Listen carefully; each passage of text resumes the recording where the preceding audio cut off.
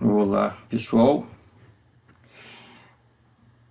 neste vídeo vou mostrar como eu posso utilizar o Excel como facilitador para os cálculos envolvidos no chamado teste exato de Fischer. O teste de hipóteses é bastante importante quando eu tenho uma situação aqui como a que eu apresento. Veja que eu montei esse problema hipotético. Estamos comparando dois métodos visando a prestação de um serviço, um determinado serviço. Queremos avaliar com 95% de confiança se um dos dois métodos, o método B, é melhor do que o outro método, o método A. E 10 clientes em potencial foram selecionados aleatoriamente e avaliaram o método A. Outros 10 foram selecionados aleatoriamente e avaliaram o método B. Com 95% de confiança, podemos julgar que o método B é melhor do que o método A. Bom, aqui nessas 4 células, uma tabela 2x2, eu tenho os dados coletados a partir das duas amostras independentes. A amostra dos clientes que avaliaram o método A e a amostra dos clientes que avaliaram o método B.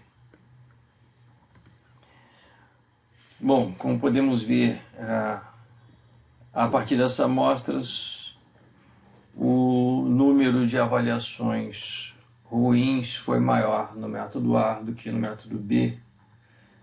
Mas será que esses comportamentos dessas duas amostras, esses comportamentos são suficientes para que nós façamos um julgamento para toda a população com determinado grau de confiança?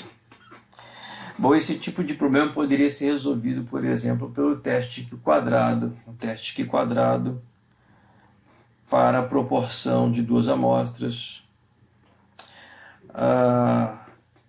Também poderíamos tentar resolver por um teste Z, só que esses dois testes necessitariam de tamanhos de amostras maiores. O teste Q quadrado, por exemplo, necessitaria que cada uma dessas células nós esperássemos um valor maior ou igual a 5, ou seja, o valor esperado dessa célula, dessa e da quarta, em associação à hipótese nula, o valor esperado deveria ser maior ou igual a 5. Lembrando que nosso teste de hipótese sempre começa com a validação temporária da hipótese nula. E a hipótese nula seria de distribuição uniforme das respostas, boas e ruins entre os dois métodos.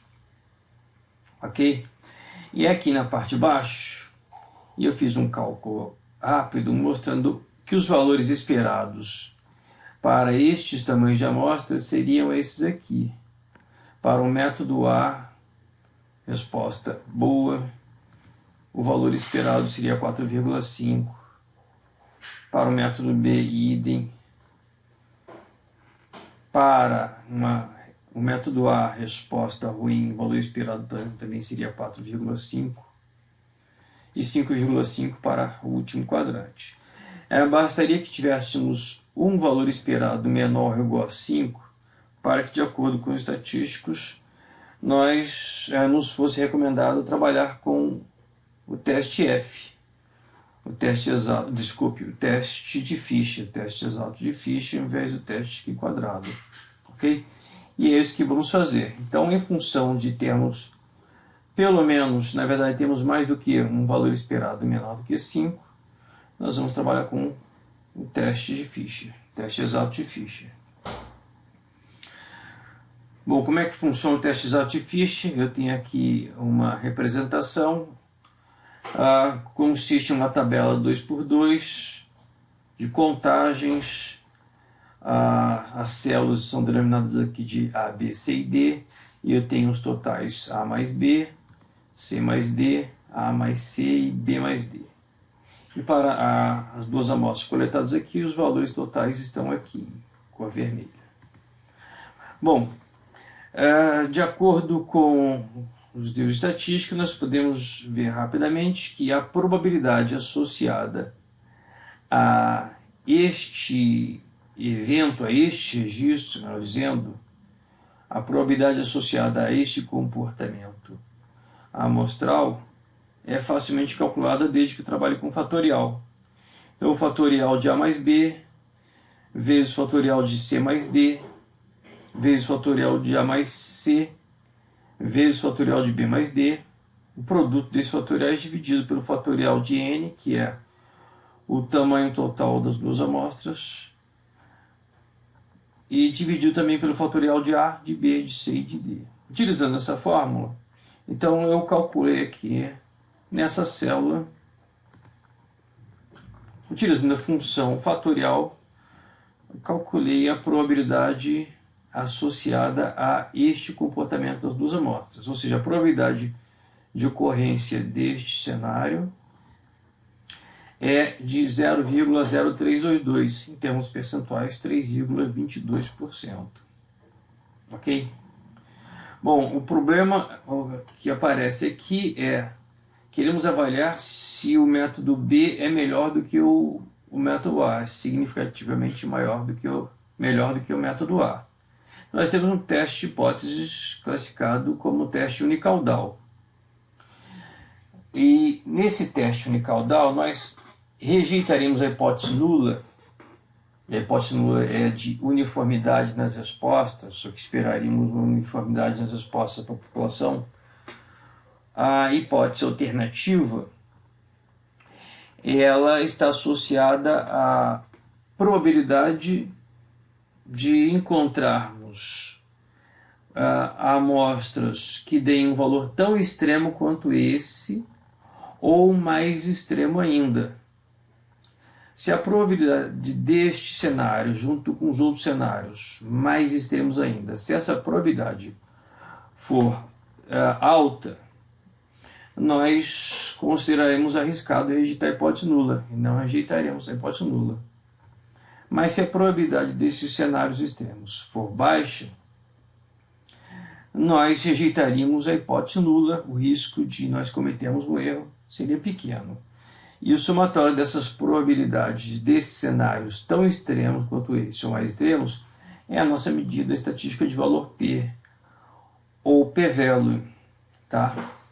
Então, como é que nós vamos calcular esse valor P ou p-value? Eu vou retirar aqui essa caixa de texto aqui e vou juntar os outros valores que eu calculei para agilizar a nossa avaliação. Eu montei aqui os outros cenários que seriam mais extremos do que esse observado. Um cenário mais extremo do que esse, imediatamente mais extremo, seria que para o método A eu tivesse não duas avaliações boas, mas apenas uma avaliação boa. E para o método B, não 7 avaliações boas, mas 8 avaliações boas. Com relação às avaliações ruins, eu teria não 8, mas 9 avaliações ruins para o método A. Eu não teria 3, mas eu teria 2 avaliações ruins para o método B. Então, este é o cenário imediatamente mais extremo do que o cenário de origem. Ok? E ainda compus mais um cenário mais extremo ainda, transformando essa unidade em 0, transformando o 8 em 9, transformando o 9 em 10 e transformando o 2 em 1. Essas seriam as situações extremas que me permitiriam calcular o valor P desse teste Fisher. Vejam que aqui avancei ainda à direita numa última tentativa, mas este valor nulo se transformaria no valor negativo, o que não seria cabível numa contagem, ok? Então, dessa forma, eu constituí 3 cenários mais extremos associados à hipótese de que o método B é significativamente melhor do que o método A, incluindo os valores coletados na minha amostra aleatória, ok?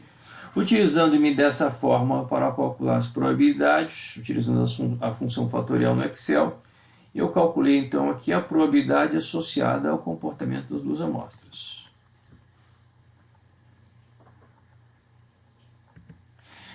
Também calculei a probabilidade associada a esse cenário imediatamente mais extremo. E finalmente ao último cenário mais extremo. O que seria o valor P ou o P-value seria a probabilidade de, supondo-se a hipótese nula verdadeira, supondo que nas populações encontrasse resultados homogêneos, supondo-se então a hipótese nula verdadeira, o valor P seria a probabilidade de eu encontrar nas amostras aleatórias, ou mediante retirada de amostras aleatórias, encontrar um cenário tão extremo quanto este observado, ou cenários mais extremos, como esses dois adicionais. Então eu posso dizer que o meu P-value, ou valor P, ele corresponderia ao somatório dessas três probabilidades.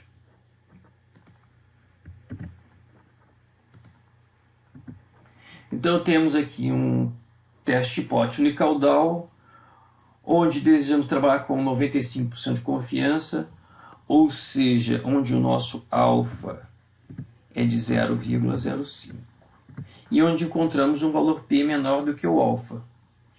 Ok? Então, nos nossos testes hipóteses, rejeitamos a hipótese nula quando o valor P ou P-value é menor do que o alfa. Então, nesse caso, podemos rejeitar a hipótese nula de homogeneidade de respostas favoráveis e desfavoráveis nas duas populações, dos dois métodos.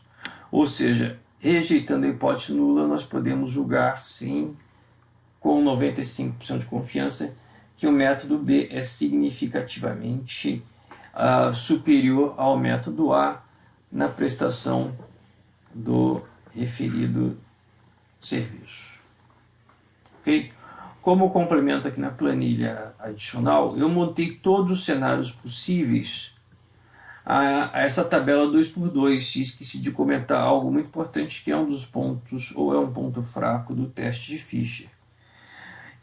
O cálculo dessa probabilidade é decorrente da estatística da distribuição chamada hipergeométrica.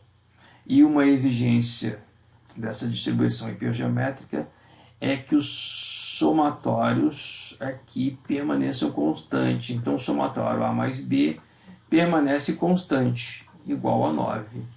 O somatório C mais D permanece constante, então igual a 11. O somatório A mais C permanece constante, o somatório B mais D permanece constante. Então esse é um ponto fraco, é um delimitador do uso do teste Fisher. Mas apresentando um pouquinho mais esse ponto fraco e todos os cálculos possíveis, nessa planilha aqui adicional eu coloquei todos os cenários possíveis, todas as amostras possíveis que eu conseguiria retirar, respeitando esses totais laterais de A mais B, C mais D, A mais C e B mais D. Então vejam que nessa primeira célula eu parti do zero, fui adicionando gradativamente unidade. A célula imediatamente à direita, comecei com um valor mais alto, 9, e fui diminuindo os valores, 1, 1. Até chegar à distribuição que é diametralmente oposta, 9, 0, 1, 10. Para cada uma dessas combinações, para cada uma dessas possibilidades em termos de retiradas de amostras, eu calculei as respectivas probabilidades. Então eu tenho 8 cenários possíveis, 8 combinações possíveis. O somatório desses 8 cenários, 100% a unidade. Ok? Então, para todas essas possibilidades, o meu teste de hipóteses encontrou uma amostra com este comportamento, este aqui,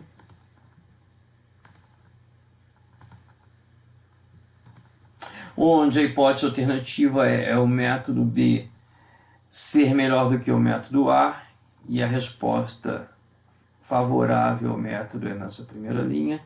Então, os cenários mais extremos observados foram esses três aqui.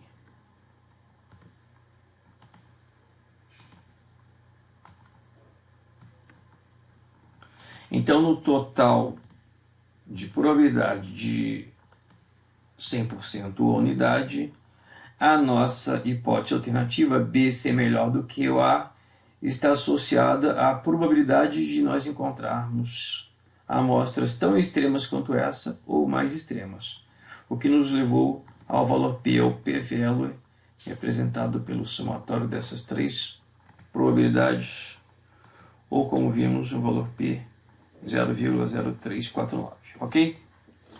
Então, por enquanto é só. Um abraço.